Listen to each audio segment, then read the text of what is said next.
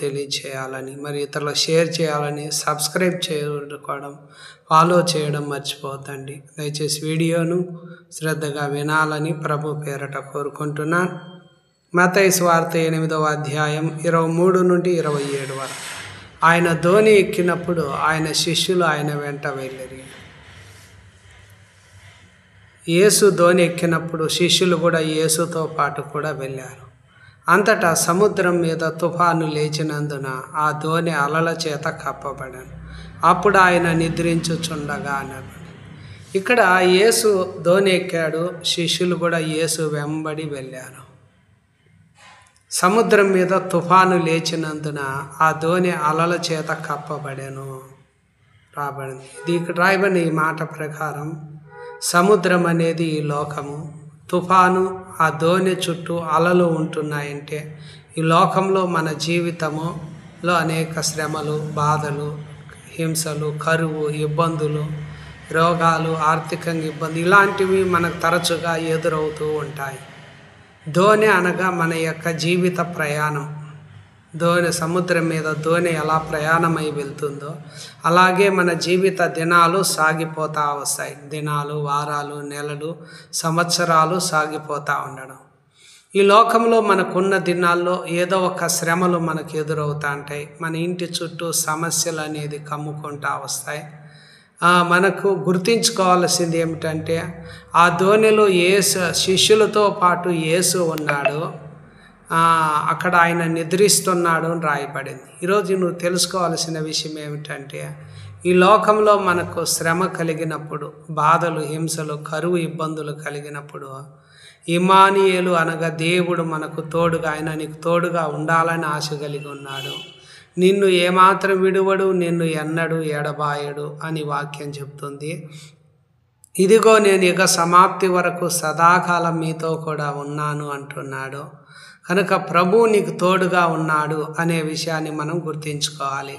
నువ్వు అనాథవు కాదు అనే విషయము, నేను మిమ్మల్ని అనాథలుగా విడువను, మీ వద్దకు వస్తాను అన్నాడు. కనుక ప్రభువు మనకు తోడుగా ఉండేవాడు. ఆ నిరీక్షణతో, ఆ ఆలోచనతో మనం నిండుకొని ఉండాలి. కిందన రాయబడిన మాట, వారు ఆయన యొద్దకు వచ్చి ప్రభువా నశించిపోచున్నా మమ్మల్ని రక్షించు అని చెప్తున్నారు. ఈ విషయాన్ని యేసు ఖండిస్తున్నాడు. ఏమంటే ఈరోజు చాలామంది సమస్యలు, శ్రమలు, బాధలు, కష్టాలు కలిగిన సమయాల్లో ప్రభువా మేము నశించిపోతున్నాము, మమ్మల్ని రక్షించు అని చెప్తున్నారు. అనగా అల్ప విశ్వాసముతో వాళ్ళు ఏం చేస్తున్నారంటే ఆ సమస్యకు భయపడుతూ ఉన్నారు. దయచేసి ఈ విషయాన్ని ప్రభు మనల్ని ఖండిస్తున్నాడు. కనుక దయచేసి ఈ విషయాన్ని మనం ఎప్పుడూ మాట్లాడకూడదు. దయచేసి ప్రభువు నీకు తోడుగా ఉన్నాడు. అపనమ్మకము మనలో తరచుగా కలుగుతున్నది. అల్ప విశ్వాసముతో సమస్యలతో మనం భయపడుతూ, దిగులు పడుతూ, జడుస్తూ ఉన్నాం. వెలుచూపు వలన కాక విశ్వాసముతో మనము నడవాలని దేవుని వాక్యం చెప్తుంది. ఆ సమయంలో నేను నశించిపోతున్నాను అని నన్ను రక్షించనకుండా అల్ప విశ్వాసముతో నువ్వు సమస్యల గురించి, ఇబ్బందుల గురించి, నీకున్న కష్టాలు, రోగాలు, ఇబ్బందుల గురించి భయపడుతూ ఉండకుండా నువ్వు ఏం చేయాలి అంటే ఆ సమయంలో నువ్వు చేయవలసినటువంటి పని ఏమిటి అని అంటే, ప్రభువు నాకు సహాయుడు, నేను భయపడను, ఈ సమస్యలు నన్ను ఏం చేయగలవన్న మంచి ధైర్యముతో చెప్పగలవారుగా ఉండాలి. రెండవదిగా ప్రభువు ఏం చెప్తున్నాడంటే అక్కడ లేచి ఆయన గాలిని, సముద్రాన్ని గద్దింపగా మిక్కిలి నిమ్మలమాయను. ఇక్కడ మనం తెలుసుకోవాల్సింది ఏమిటంటే మనం ఎప్పుడైతే దేవునికి లోబడతామో ఆ అపవాదిని ఎదిరించే, సమస్యను ఎదిరించినప్పుడు అది మన యొద్ద నుండి పారిపోతుంది. రెండవదిగా నువ్వు నమ్ముకున్నటువంటి దేవుడు నీ ఉన్న సమస్యల మీద, వ్యాధుల మీద ఆయనకు అధికారం ఉన్నది. ఆ అధికారానికి అవన్నీ లోబడతాయి. పొమ్మంటే పోతాయి, రమ్మంటే వస్తాయి, ఏ పని చేయమంటే ఆ పని చేస్తాయి. కావున మనం ఎప్పుడైతే యేసు మాటలు యందు మన విశ్వాసం ఉంచుతామో, ధైర్యముతో ఉంటామో, విశ్వసించి తిని గనక మాట్లాడి తిని విశ్వాసంతో నువ్వు మాట్లాడాలి.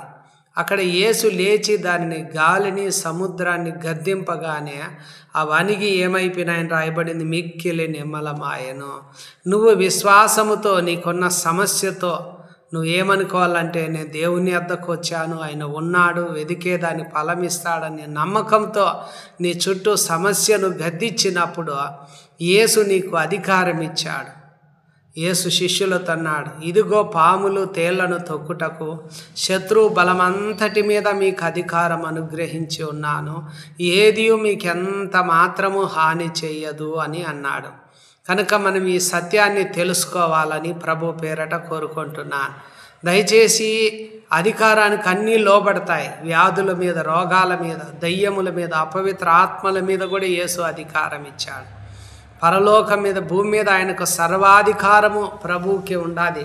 కావున మనం తెలుసుకోవాల్సిన విషయం ఏమిటంటే, ఆ సమస్యతో మనం గట్టిగా మాట్లాడాలి. ఎప్పుడైతే సమస్యతో మనం మాట్లాడతామో అవి మనకి ప్రభు ఇచ్చిన అధికారాన్ని బట్టి అవి లోబడతాయి.